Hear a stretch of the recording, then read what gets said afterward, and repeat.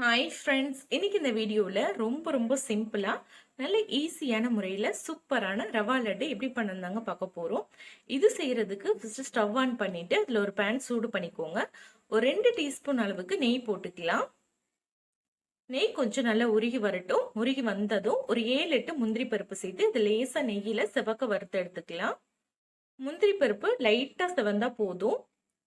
இப்போ இது கூட நம்ம காஞ்ச திராட்சை சேர்த்துக்கலாங்க. ஒரு 10லேருந்து 12 வரைக்கும் திராட்சை எடுத்திருக்கேன்.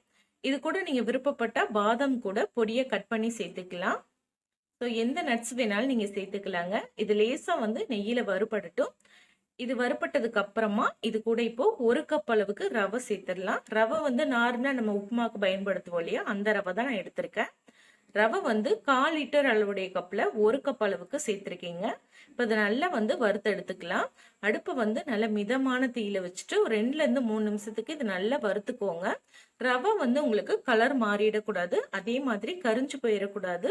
ஸோ நல்லா மிதமான தீயிலே வச்சுட்டு நல்லா பொறுமையா வறுத்து எடுத்துக்கோங்க. இப்போ இது கூட சேர்க்கறதுக்கு ஒரு சின்ன மிக்சி ஜார் எடுத்துக்கலாம். அதுல ஒரு 1/2 கப் அளவுக்கு சர்க்கரை போட்டுக்கலாங்க. இது கூடவே வாசனைக்கு ஒரு 3-4 ஏலக்காய் சேர்த்து இதை நல்லா பொடி பண்ணி எடுத்துக்கோங்க. நல்லா ஃபைனா பொடி பண்ணிக்கோங்க. இப்போ சர்க்கரையை பொடி பண்ணி எடுத்தாச்சு. இப்போ இதை நம்ம ரவை கூட சேர்த்துடலாம். 1 கப் அளவுக்கு ரவைக்கு சரியா 1/2 கப் அளவுக்கு சர்க்கரை எடுத்தீங்கன்னா இனிப்பு சரியா இருக்கும். ஸோ இப்போ நம்ம பொடி பண்ண சர்க்கரையை சேர்த்துட்டு இதை நல்லா மிக்ஸ் பண்ணி எடுத்துக்கலாங்க. அடுப்பு மிதமான தீயிலே வச்சுட்டு இதை நல்லா மிக்ஸ் பண்ணிக்கோங்க.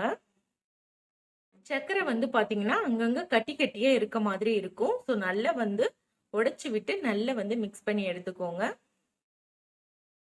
இது கூட நீங்க விருப்பப்பட்டா இந்த ஸ்டேஜ்ல தேங்காய் பவுடர் இருந்துச்சுன்னா அதை கூட ஒரு 1/4 கப் அளவு வரைக்கும் நீங்க சேர்த்துக்கலாம்.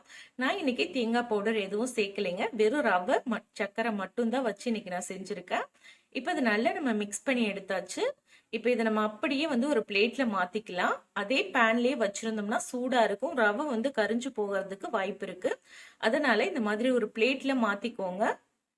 இப்போ இது கொஞ்சம் கை பொறுக்கிற சூடு வரைக்கும் ஆறட்டும். இது நல்லா ஆறுனதுக்கு அப்புறமா இது கூட கொஞ்சமா பால் சேர்த்து இது நல்லா நம்ம பிசைஞ்சு எடுத்துக்கலாம். இது கூட நீங்க பால் சேர்த்து பிசைஞ்சுக்கலாம். அப்படி இல்லைன்னா வெதுவெதுப்பா இருக்க தண்ணி சேர்த்து கூட நீங்க லட்டா பிடிச்சு எடுத்துக்கலாம். இன்னைக்கு நான் பால் கொஞ்சமா சேர்த்து நல்லா மாவை நல்லா பிசைஞ்சிட்டு இந்த மாதிரி சின்ன உருண்டையா உருட்டி எடுத்திருக்கேங்க. இதே மாதிரியே பால் சேர்த்து இது மாவு எல்லாத்தையுமே நான் உருட்டி எடுத்துட்டேன். நல்லா உள்ளங்கையில வச்சு நல்லா அழுத்தி உருட்டினீங்கன்னா அழகா உங்களுக்கு லட்டு சேஃப் கிடைக்கும். ஸோ இப்போ எல்லா மாவையும் உருட்டி எடுத்தாச்சுங்க. நம்ம எடுத்த 1 கப் அளவுக்கு ரவைக்கும் 1/2 கப் அளவுக்கு சர்க்கரைக்கும் கிட்டத்தட்ட இந்த சைஸ்க்கு ஒரு 15 லட்டு கிட்ட கிடைச்சிருக்குங்க. கண்டிப்பா இதே மாதிரியே நீங்களும் ட்ரை பண்ணி பாருங்க. ரொம்ப டேஸ்டா இருக்கும். ட்ரை பண்ணி பார்த்துட்டு எப்படி வந்ததுன்னு கமெண்ட்ல சொல்லுங்க. இந்த ரவா லட்டு ரெசிபி உங்களுக்கு பிடிச்சிருக்கும்னு நினைக்கிறேன். பிடிச்சிருந்தா மட்டும் வீடியோக்கு ஒரு லைக் கொடுத்து வீடியோவை ஃப்ரெண்ட்ஸ் கூட ஷேர் பண்ணிக்கோங்க. சப்ஸ்கிரைப் பண்ணலைன்னா மறக்காம சப்ஸ்கிரைப் பண்ணிக்கோங்க. தேங்க்யூ.